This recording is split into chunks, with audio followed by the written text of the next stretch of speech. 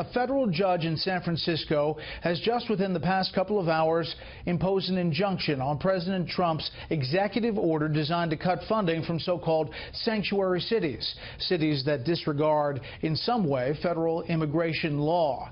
This comes on a day where the battle over the border wall continues. Democrats have insisted they will shut down the government this weekend rather than give President Trump money for his wall along the Mexican border.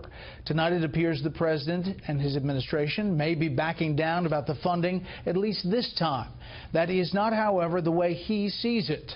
Chief White House correspondent John Roberts starts us off this hour. Good evening, John. Right, good evening to you. It was the centerpiece of President Trump's election campaign. His supporters knew it so well that he could, at campaign rallies, engage in a call and response with them over who would pay for his vaunted border wall. Well, today it became clear, for the moment at least, no one's going to pay for it. Great farmers. I love our farmers. At a roundtable with American farmers, President Trump said, never mind what you're hearing about no funding for the border wall. We're going to have the wall built. I mean, I don't know what people are talking. I watch these shows and the pundits in the morning. They don't know what they're talking about. The wall gets built, 100%. Despite the president's admonition that the pundits don't know what they're talking about, the White House has backed off its demand that money for the wall be included in negotiations this week on a spending bill. Instead, the president is asking for money to repair and replace some existing border fence and build a few new sections. The broader fight for bricks and mortar will wait until the fall budget battle. Our priorities are clear going into FY17, the remainder of budgeting for that, and we'll continue to ask for more in FY18. President Trump has pointed to Israel's success with a wall, but an American barrier may not be a wall at all. Officials say the Border Patrol wants something it can see through. Parts of the border may be covered by an electronic wall. And in the interim, you see other smart technology and other resources and tools being used toward border security. The White House is confident it can avoid another government shutdown, though it now looks like Congress will pass a continuing resolution this week to keep government running while working out the details of a longer plan in the next couple of weeks.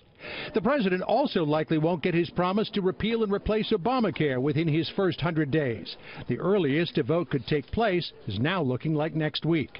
Tomorrow, the president will unveil his next big agenda item, tax reform. The plan includes a massive cut in corporate taxes from 35% to 15%. We've got to do everything we can to get economic growth going and job creation going. It's possible the president could get buy-in from some Democrats, as long as he pledges tax relief for small businesses, too. I'm ready to act, but we've got to see the details, and it's got to be something that's fair for small businesses as well as large, and for working people. In addition to business tax cuts, sources say the president is likely to announce new measures to significantly increase the number of lower-income workers who will pay no taxes.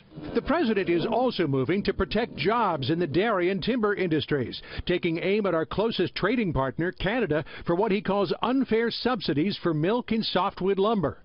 Canada has made business for our dairy farmers in Wisconsin and other border states very difficult, the president tweeted today. We will not stand for this. Watch. On lumber, the Commerce Secretary today slapped a 20% tariff on Canadian forest products. It's not a question of President Trump messing with the Canadians. We believe the Canadians violated legitimate practice. And to the degree we're correct in that, it should be corrected.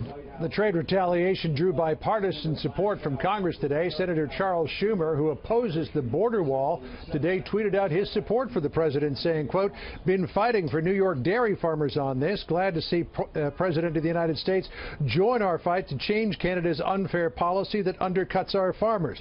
Democrat Ron Wyden from forest-rich Oregon praised the lumber tariff in a statement saying today's announcement sends the message that help is on the way. Brett? And John, what can you tell us about the breaking news, I said at the beginning of the show, about the latest setback for one of the president's executive orders? It happened late this afternoon. Judge William Orrick of San Francisco issued a temporary injunction against enforcement of his January 25th executive order that the president took, in which the president took aim at sanctuary cities, aiming to deny federal funds to certain sanctuary cities who did not enforce the immigration laws. Judge Orrick said that the law is unconstitutional, and he is blocking its enforcement until a number of court cases that have been filed against that executive order make their way through the courts. I spoke with folks at the Justice Department late this afternoon. They are still reviewing Judge Oreck's order before they determine how they're going to respond. And quickly, John, I mean, this is obviously the second time a federal judge has stepped in to really throw a wrench into what the president is hoping to do with immigration policy. Third time, in fact. You remember that first executive order on the immigration ban was blocked, and then the rewritten one was blocked, and now this. So the president is 0 for 3 on his immigration orders. All right, we'll see what they do to fight it. John Roberts on the North Lawn. John, thanks.